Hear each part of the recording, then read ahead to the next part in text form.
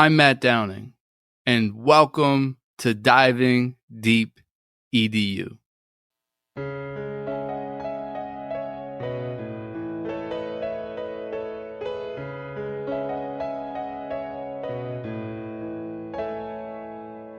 Curious conversations with all types of peeps. Encouraging innovation, we are diving deep. Certainly education is what we like to speak. Fervent with dedication, now it is time to teach. Yeah.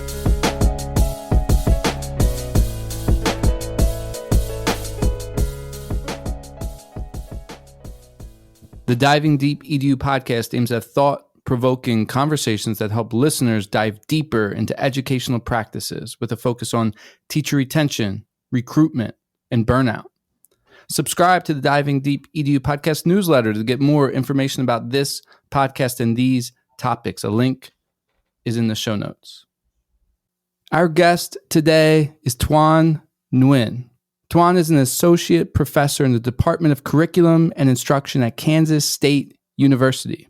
He applies rigorous quantitative methods to examine, one, the teacher labor markets, particularly looking at the factors that drive teacher attrition and retention, and two, the effects and implications of teacher policies and education policies intended for social equity and school improvement.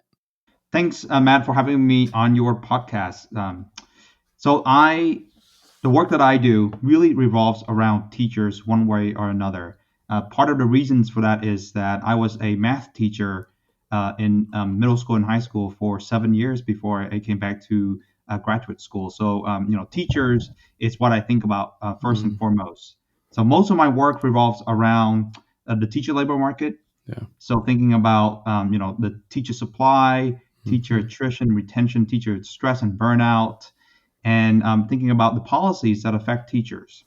So a lot of my work currently reside in examining the production of teachers over time, whether or not we have enough STEM teachers, special education teachers, and how teacher attrition and retention can be driving some of the shortages that we're seeing across the country. Yeah, well, thanks for doing that work. And also, it's unique to have that experience that you have, teaching in K-12 classrooms, middle school, high school, and then be able to bring that into your research. I'm sure that's very important and instrumental. Now, the way that we got connected was through one article that you've written, and you've written a ton, and the title is There a National Teacher Shortage? This article appealed to me because it brought a thoughtful approach to the many hot takes I've been hearing, on the news or different superintendents or, anyone with a mic in front of them wants to proclaim that we are under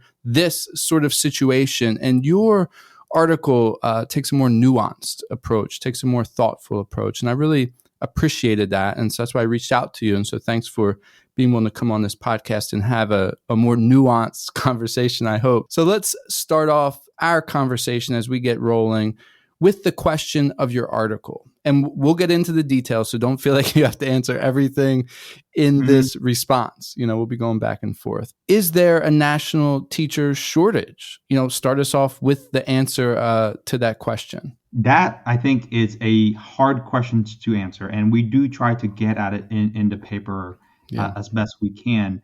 But in some ways, when we think about, is there a national teacher shortage in the United States, I think we have to realize that we don't have a national teacher labor market, right? We have 50 states. They all have their own challenges and strengths.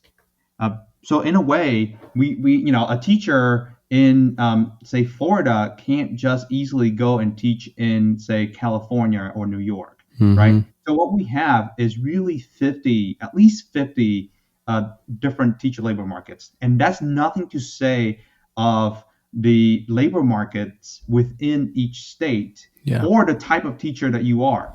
Yeah. So for instance, we know that we need special ed teachers all the time, and we have almost always never meet the required number of special education teachers to serve the students, right? We need more STEM teachers. Yeah.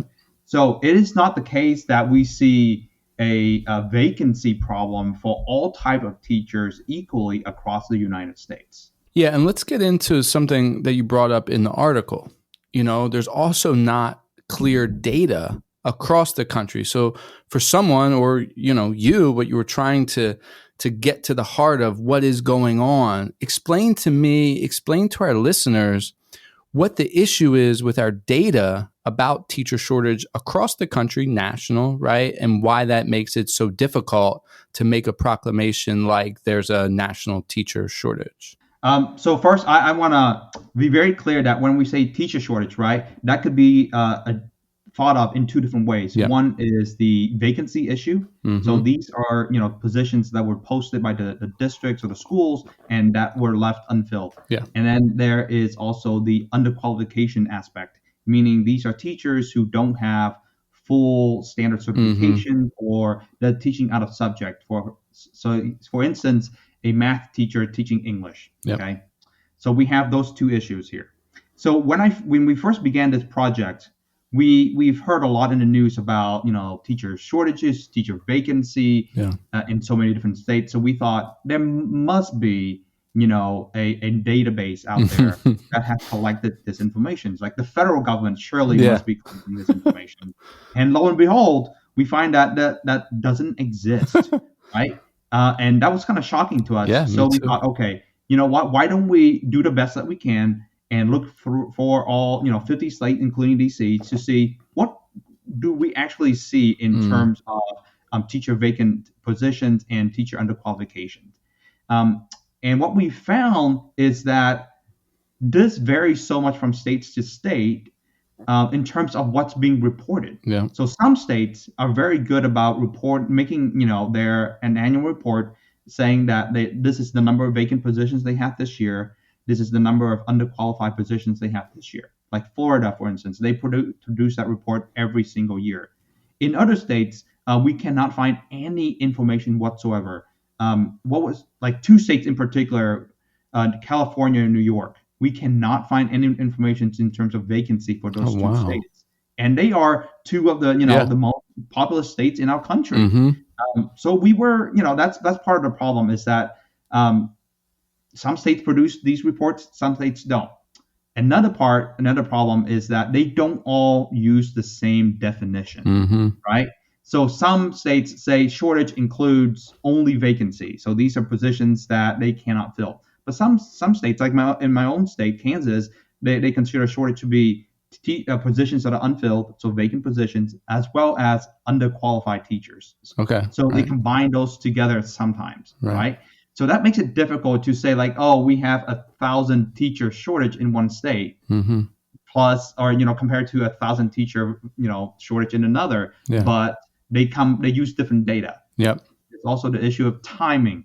Some states report, in the early fall. So, this is like in October, November that they're saying we are missing, 1,200, we have 1,200 vacant positions. In others, they produce that in the spring, so in March and April, right? And you can imagine this information in the spring is very different than the information that we have in the fall. So we don't have a lot of issues trying to make things comparable across 50 states. Yeah, that's interesting. The timing, even that what some people would perceive as a small issue could actually have a large impact. And then you have the different definitions of a teacher shortage. And then you have some states who just don't provide anything, So you got in there and got that data and brought it up and brought it to light.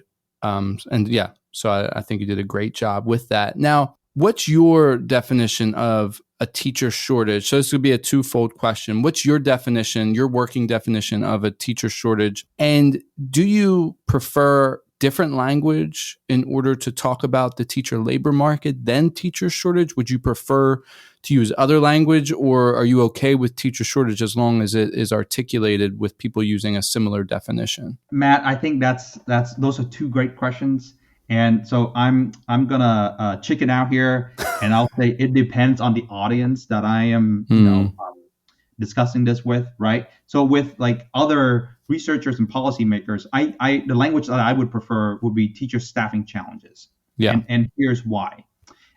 It's because we know from lots of research that we have difficulty staffing teachers in certain schools, in certain districts, and in certain subjects. Yeah. Okay. It is not the case that we have difficulty of staffing teachers in all schools or all districts or all subjects, right? Some states actually overproduce certain types of teachers, right, but underproduce in others. Yeah. So it is, when we say teacher shortage, I think that blurs the line of what we mean, right? But if I'm talking to the public, right? Yeah. So the general public, the word shortage is easier for them to understand and to relate, because we have shortages in other areas, right? Shortages of food. We have a busing shortage. It's easier to understand. So it really depends, I think, on the audience that you're talking to. And in terms of like, what would I prefer to the language that I would use in my own work, I think I would be more specific and say teacher vacancy and underqualification, because they are two different issues. They're related, sure, but they the way you would try to address them would be different. So I think providing that nuance helps to for us to think about the specific type of policies and solutions that we can have to address each of those two problems. Thank you. And you mentioned that, as you were responding, bringing up another point, but I wanted to make sure to highlight that before we moved on, your definition of a teacher shortage.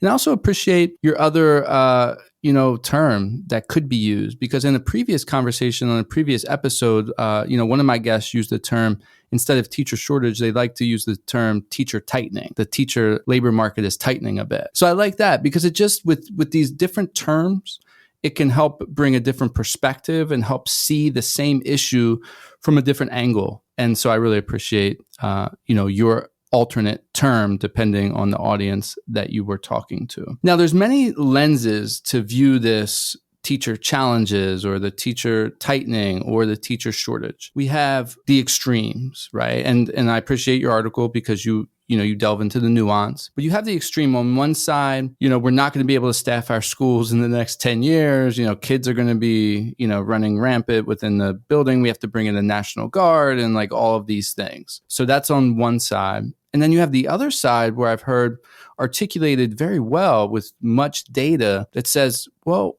we actually have more teachers today than we did 10 years ago because we've created more teacher positions. So we didn't have some of the instructional positions we've had, or the extra guidance counselors, or many of these other positions within the buildings. And we have those today that we didn't have 10 years ago. So that's, eating up some of the teacher vacancies. That's creating some of the extra teacher vacancies that we have in our building. It's not causing all the problem, but that's some of it.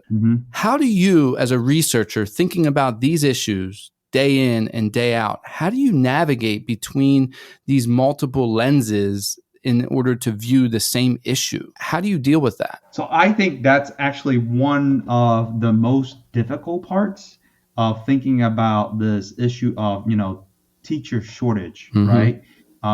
Because over the last 10, 15 years, we have created more teacher positions. We have tried to lower, the teacher-student ratio, right? So a lot of this does depend on the number of teachers that we're expecting, that we want, right, to fill our classrooms and to provide more one-on-one for our students. So I think we have to recognize that we shouldn't look at these issues through just one particular lens. We shouldn't just use one metric, any one metric, to think about whether or not we have a staffing problem.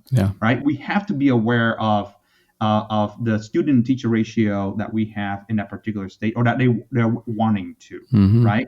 We have to be aware that there could be a decline in student enrollment. We have to be aware that there could be an increase in teacher demand due to ESSER funds, right? And that there could be then a subsequent drop of teachers because we run out of the ESSER funds.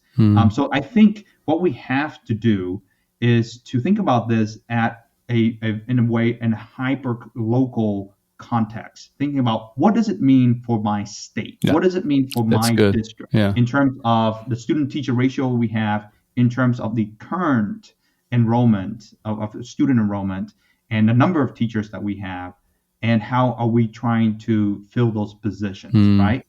And then, not to, and then, to get into more of it, then we have to think about what kind of teachers do we need, right? Good. So we still, once again, getting back to the point of the type of teacher, the subject area also matter. That, we need generally more STEM teachers, more special education teachers, right?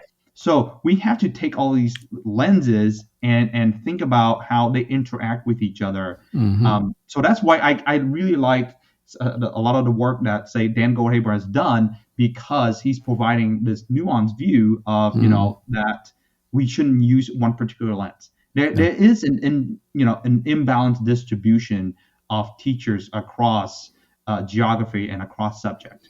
At the same time, other people like Matt Kraft and Mimi Leon Arnold has shown that, there is a decline in teacher respect and prestige over the last, 10, 15 years, right? And we have evidence that there's a decline in teacher enrollment and production.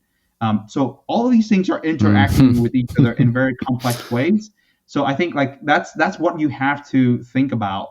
And you can't use one single lens or single metric to make your case, to make decisions. Yeah, I love it. And that also brings to light something you mentioned earlier, that all of the states are unique. So if we're dealing with unique states and how they report their data systems and the teachers that they have, then we have to go even more local than that, the local context, and then deal with the local teacher shortage issues. So I really appreciate that, instead of just getting wrapped up in this narrative that may not impact a certain local entity or community or even a state. Another thing you pointed out in the article, which maybe you can clarify, because I don't have the fact right in front of me. You said something like this: there was one state, and hopefully you can remember this. I know you write a lot of different articles. There's one state that reported their teacher shortage based on 16 students per teacher, right? Let's say they did that about 10 years ago. And then they reported they suddenly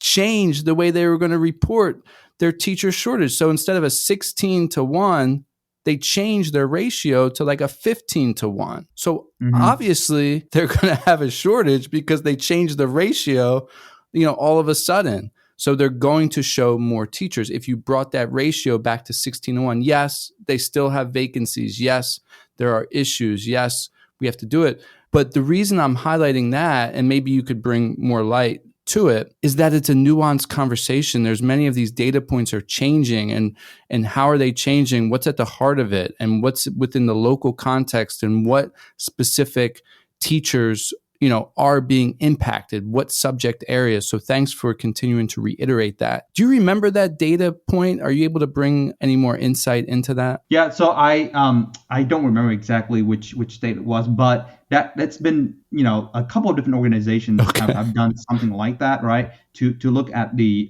student teacher ratio and say, well, if it were 15-1 instead of 16-1, then we would have this differential increase in teacher vacancy. And that's really an issue that's very specific to the context of your state and of your district, right? Some districts has no problem whatsoever having the number of teachers so that they can have a 15-1 or even 14-1 student teacher ratio, right? In other states, and in some classroom, they have teachers, a single teacher teaching 25, 30, 35 students, right? So really, we have to think about how do we address teacher staffing challenges within your particular context. What kind of teachers you need, how many teachers you need relative to the number of students you have.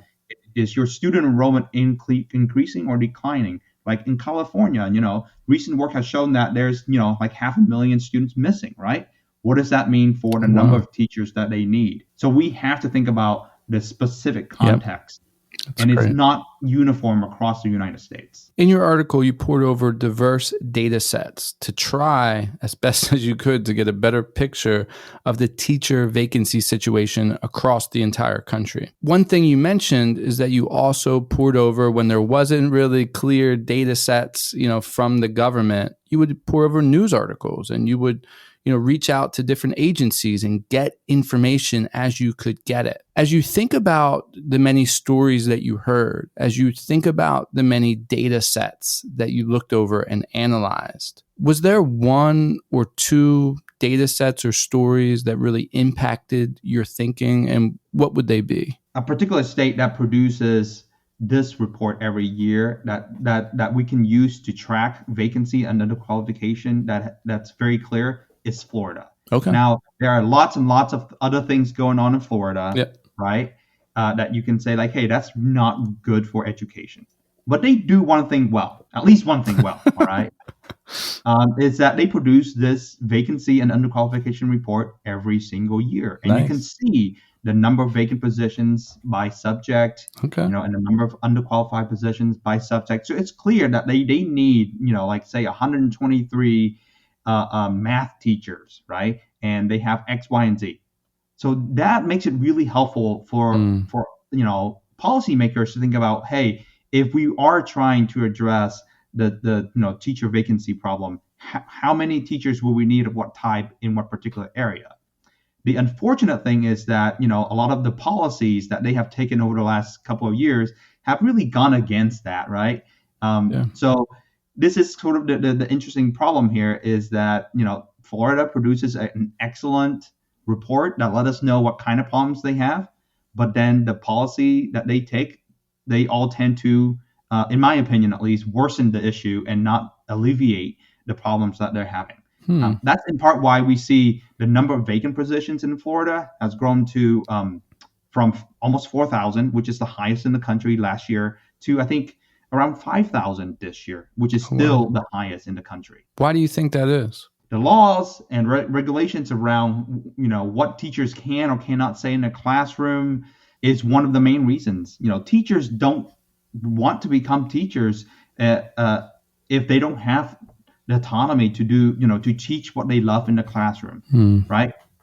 They want to be able to speak about racism and sexism and social emotional learning. If they are being told exactly what they can say or what not to say, and what books can or cannot be read, I don't see how that's going to be helpful to invite people into the profession in Florida. As you've researched this topic and you've thought about, okay, you're getting to the heart of what is going on, right? And you're looking at that and telling that story. But have you seen any successful approach to dealing with teacher vacancies? And I understand, right? I'm not trying to push a universal approach. Have you seen a successful approach within a local context, dealing maybe with a local issue?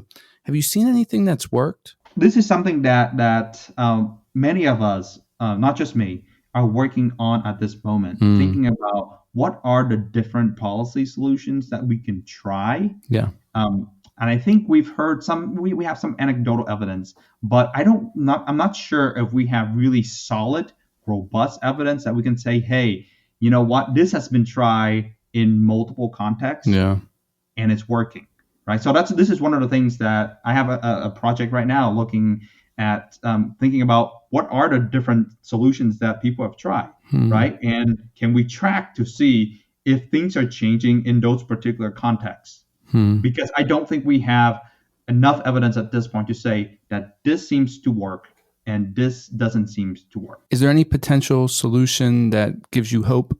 So I think in terms of addressing the current teacher vacancy issue, some of the policy solutions that aimed to provide real or targeted, incentives for STEM teachers and special education teachers, I'm hoping that those will pan out. Yeah. Things like, if you if a STEM teacher comes and teaches you in school district, they get a sign-on bonus, right? And they get a retention bonus if they stay in the district for 3 years or 5 years, right? And these are substantial increase, like, $2, $3, $5,000, not, $500, right? I'm hoping that those would have some effect on addressing those particular, vacant positions. In the long run, I think what we really need to think about is how do we change the narrative of what it means to be a teacher in this country. I think that has to it has to be about the prestige, the respect, as well as the salary that teachers should have, as in this profession. Because being a teacher is one of the hardest jobs that you can have, and it's also one of the most important jobs that you can have. And I think we need to change that narrative so that more people want to become teachers, and that we're providing, working conditions and support so that people want to stay in these professions. So one of the things that I've been talking with a number of my colleagues about is that we need to change this narrative from the researcher's perspective, and think about what are the things that we can do to help retain teachers and not just simply to keep them from leaving. Yeah. Right. It sounds like that should be like the same thing, but it in a way it's not, because one, you're just thinking about what can we do to keep people from leaving, right? The minimum that you can do, instead of what are the conditions and supports that we can provide teachers so that they want to stay where they are. They love teaching. So, what can we do to help them stay where they are? Yeah, I was just having a conversation with a colleague about that same phrasing last week. And we were phrasing it sort of, how do we build capacity, within the teachers within our district versus, why are they leaving? Like, what can we do to get them to stay? And we were looking at it, how can we build their capacity so that they want to stay, so that they can be the best teacher that they want to be. Like, they got in this profession to be a teacher. So what can we do to make them happy and to build them so they're stronger and they're, feeling rewarded from this profession, and, they can go home and be proud of the work that they've done. So I appreciate the way that you phrased that there too. As you've looked at many different, districts across the country, you've looked at many different solutions, and I'm not going to have you name, I'm not trying to get you to name someone, but what's an approach by a local district where you're just like maybe shaking your head a bit and like, why are they doing that? What are they doing? Like, that's not going to work. Is there something that comes to mind as you think about that? I won't name a particular district, but I'll name a particular state. So, like say in Arizona, where they have essentially eliminate all requirements to be a teacher. Oh wow, that seems to, that seems to be problematic. Teaching is a challenging job, and you have to have content knowledge in order to be a good teacher, right? Like say for a math teacher, you can't teach trigonometry or calculus unless you know trigonometry and calculus. You can't teach physics unless you know physics, right? So it can't just be like anybody, it can't be a high school graduate that can become a teacher. They need the training, not only in the pedagogy, but also, in the content, right? So yes, there are questions and policy solutions and nuances in terms of, hey, where is that line of, how much training do they have, right? In order to become, an effective teacher, right? Because we do have evidence that, having a master's degree, for instance, doesn't necessarily mean that you will become a better teacher. So there is some flexibility here in terms of how much education you need, how much pedagogy you need, how much, hands-on practice, and how much content you need. But at the end of the day, you still need a substantial amount of training and content in order to do a good job of being a teacher. And to say that, hey, anybody can come into this profession and teach is, I think, the wrong way to go about it. Not only that they're not going to be an effective teacher, but it also sent a really, really bad message about what it means to be a teacher in this country. It's that anybody can do this. And I can tell you, as someone who's a former teacher and someone who studies teacher, that is not the case. That is a great point. And I'm glad you had a chance to bring that up. I'm glad I asked you that question. Tuan, This has been such a great conversation. I'm really glad that you were willing to come on here and get into some of these issues in your article. I'm also going to link the article. Is there a national teacher shortage? I'm going to link it in the show notes. So listeners, if you found this conversation interesting, you're going to want to go and actually read through the article and see some of the things that we've talked about. And you can see, some more of Tuan's work and so forth. Tuan, but we're going to wrap up this conversation. It is time for the final word. What would you like to say to close out this podcast? I would like to say that this issue of teacher vacancy and underqualification, teacher shortage, if you will, right, is a particularly challenging set of issues for us to think about. We've touched on a number of different issues today, but there are other issues that we didn't even get into that makes this challenge even more complicated. Say, for instance, thinking about how the teacher shortage really varies by, say, urbanicity. That like some rural areas, some rural districts and schools can really have a really hard time attracting teachers to their locale.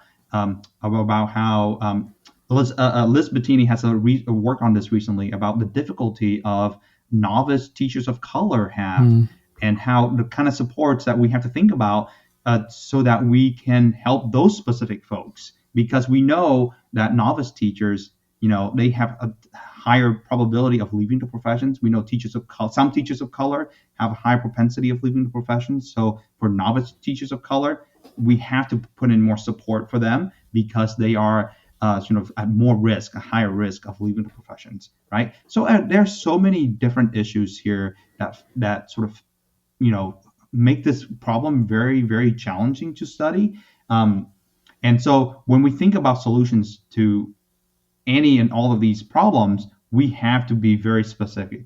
We have to be willing to be more nuanced and not try to think of just one tool that's going to try to fix all of these problems at once. That's an excellent final word. Thanks for closing us with that. Before we end, who do you want to give a shout out to? There are so many people that I want to give a shout out to. So someone that I collaborate with a lot is Chris Redding at the University of Florida. There is Matt Kraft. There is Elizabeth Bettini, Alli Gilmour, Dan Goldhaber, Paul Bruno. There are just so many great scholars in this space. I'm going to have to send you like an email to really show all these great scholars who are making an impact in this area. Yeah, and you're one of them. So thanks for the work that you're doing. Thanks for bringing your experience in the classroom and your perspective and your willingness to sort of look across, many different lenses, or look through many different lenses to try to understand the picture of this really complex problem that we're facing. And your work is helping people like myself and across the country understand it better. So thank you for that, the work that you're doing and the work that you're going to continue to do. And thanks so much for joining me on this podcast. Listeners, thank you for joining us on the Diving Deep EDU podcast. If you liked this episode, subscribe, rate, review, and share it out. Until next time. Wow, it's time to reflect. That's astounding. You've been checking out the podcast from Matthew Downing. Hope you like diving deep like a scuba diver. And the show provoked hope, that's our true desire.